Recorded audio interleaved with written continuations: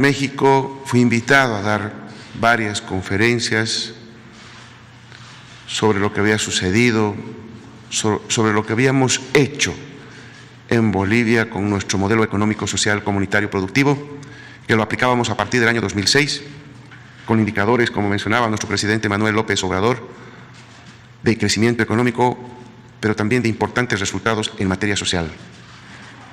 Redujimos la pobreza, de pobreza extrema, de 38% a 15%.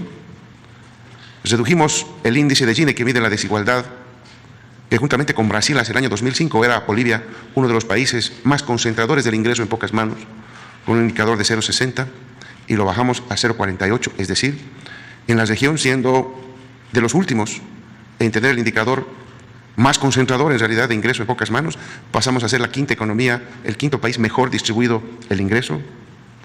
Aumentamos la esperanza de vida en esos 14 años de nuestro gobierno.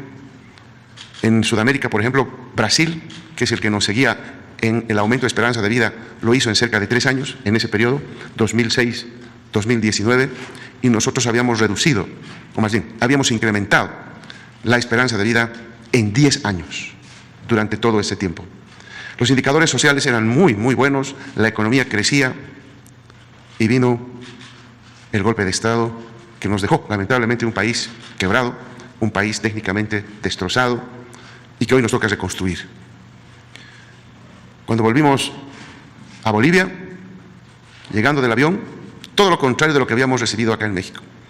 Acá en México, llegando el avión, en el avión, recibimos la solidaridad del gobierno mexicano, del pueblo mexicano. Solidaridad que nunca nos vamos a olvidar.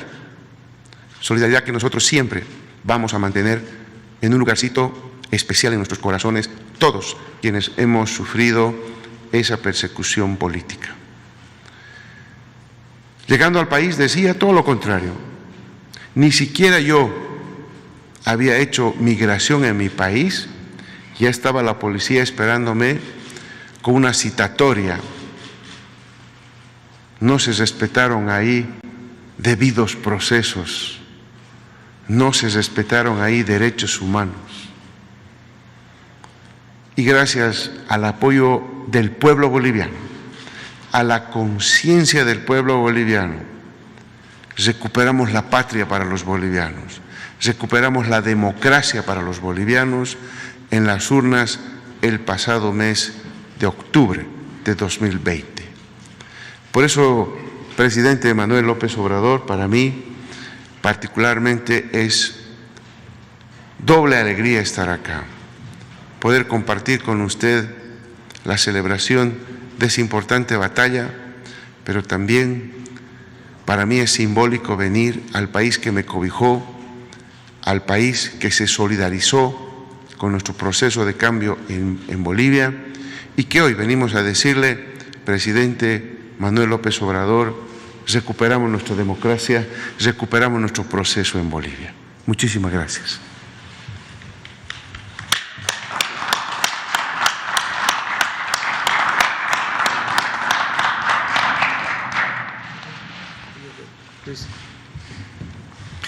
Pues si les parece, sí, empezamos. Restablecer para México principalmente estas relaciones bilaterales entre México y Bolivia. Y para el presidente Luis Arce también la misma pregunta: ¿qué significa para Bolivia restablecer estas relaciones después de este golpe de Estado que ha habido en nuestro país? Muchas gracias. Bueno, para nosotros es muy satisfactorio el que se haya recuperado la democracia en Bolivia y que se haya logrado sin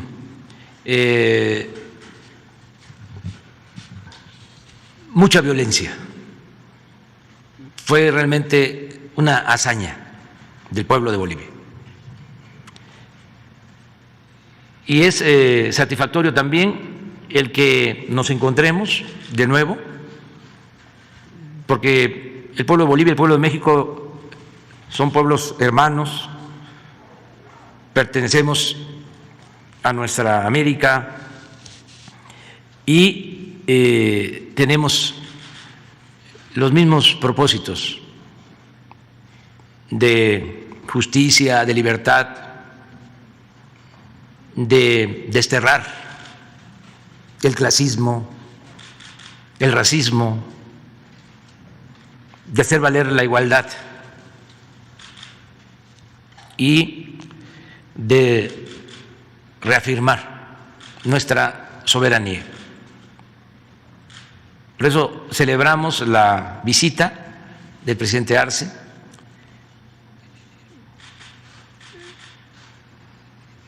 Repito, es admirable lo que hicieron durante la presidencia de Evo Morales en estos 3 indicadores: crecimiento económico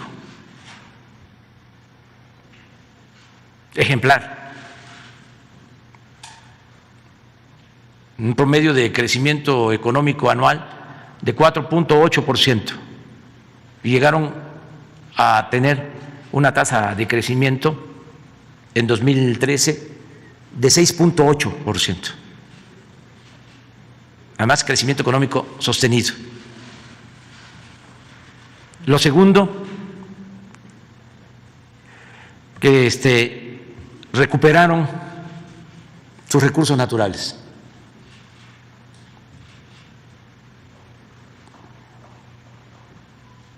No dejaron de participar las empresas nacionales, extranjeras, pero el Estado de Bolivia manejó la renta, las utilidades que produjeron esas actividades económicas.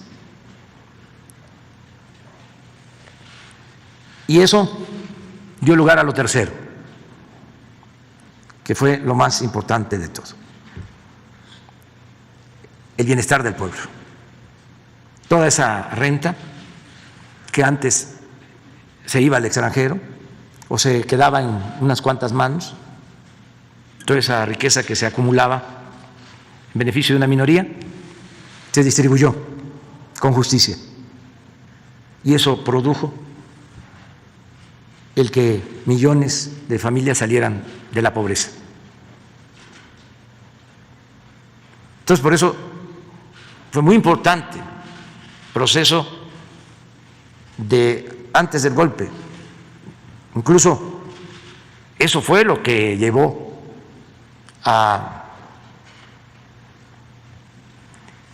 esta grave violación que significó el que una minoría se impusiera por la fuerza. Recuerdo en esos días lo que pintaban en las casas de los dirigentes, de los servidores públicos, en las oficinas, consignas racistas. Una vergüenza. Pero todo eso fue como una mala noche, como una pesadilla. Fue pasajero. Y el pueblo de Bolivia resolvió por la vía democrática. Y ahora, a pesar del reto que significa la reconstrucción, con el apoyo de la gente, estoy seguro de que van a volver a recuperar el camino del crecimiento con justicia, con bienestar, porque el progreso sin justicia es retroceso. El modelo de Bolivia explica cómo es posible crear riqueza, porque no se puede distribuir lo que no se tiene, se necesita crear la riqueza, pero se tiene que procurar distribuir la riqueza, porque la riqueza no es contagiosa. Tiene que participar el Estado para procurar que se distribuya y que se beneficie a todos. Ese es el modelo de Bolivia y fue exitoso y va a seguir siendo muy exitoso. Estamos muy contentos, la verdad, de estar aquí con el presidente.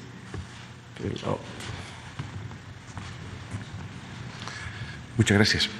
Bueno, para nosotros primero, estar acá presentes significa restablecer nuestras relaciones entre países.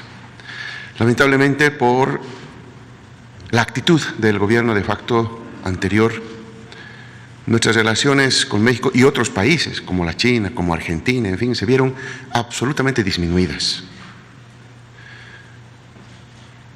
A tal punto que nuestra embajadora, que nos ayudó tanto cuando estuvimos allá en momentos tan complicados, especialmente para mi persona cuando yo salía del país, donde pese a tener un salvoconducto, la instrucción era que Luis Alberto Arce Catacora no salga del país, teniendo el salvoconducto firmado por el propio gobierno de facto.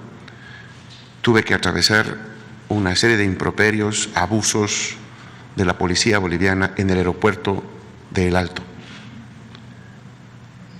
Y seguramente por eso a nuestra embajadora pues, de México allá en Bolivia la tenían en la mira y la llamaban, como ustedes han visto en la prensa, en cada momento a la Cancillería de ese momento del gobierno de facto. Esas relaciones de dos países hermanos que tienen mucho en común, que tienen mucho para poder trabajar en común, se mermaron por un tema absolutamente ideológico político por parte del gobierno de facto. Y para nosotros estar acá es dar el impulso y reivindicar todo el trabajo que hizo la diplomacia mexicana en nuestro país, recuperar esa hermandad entre ambos pueblos, donde tenemos muchísimos temas en que conversar. Somos muy parecidos, bolivianos y mexicanos. Tenemos muchas cosas en común que podemos trabajar, pero eso se hace con diálogo, eso se hace abriendo las puertas. Y por eso cuando nuestro presidente Manuel López Obrador nos invitó, inmediatamente dijimos que sí, porque es una muy buena oportunidad para impulsar nuevamente las relaciones entre dos países hermanos.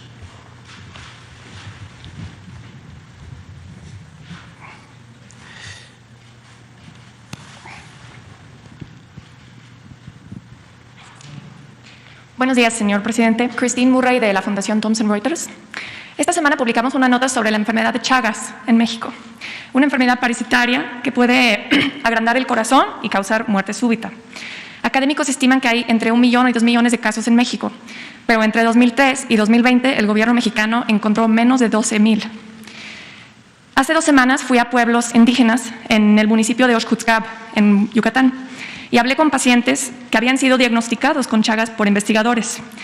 Es decir, saben que tienen Chagas, pero no han recibido ni un diagnóstico oficial del gobierno ni el tratamiento que les corresponde, y solamente está disponible a través del gobierno, de Sanaprese, no se puede comprar en las farmacias.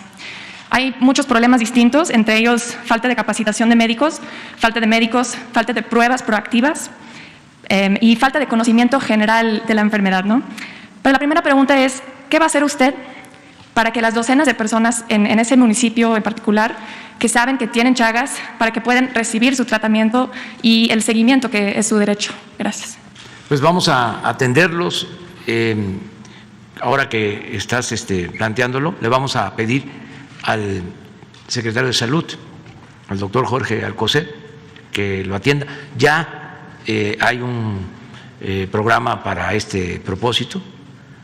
Ahí en Huixcuxcap, Yucatán, acabamos de estar, bueno, hace relativamente poco, se están rehabilitando hospitales, ya estamos por reiniciar un hospital que dejaron en Ticul, abandonado, y sí vamos a tomar en cuenta lo que tú estás planteando. Y la segunda pregunta, durante la pandemia, los pocos diagnósticos que hay en México se cayeron a más de la mitad. ¿Qué va a hacer para asegurar que los sistemas de salud, Senaprese, tengan la capacidad, recursos y estrategia para encontrar y tratar más casos de esta enfermedad y otras que son clasificadas como desatendidas en México? Sí, desde antes de la pandemia, nosotros ya habíamos iniciado todo un plan para mejorar el sistema de salud que había quedado tirado.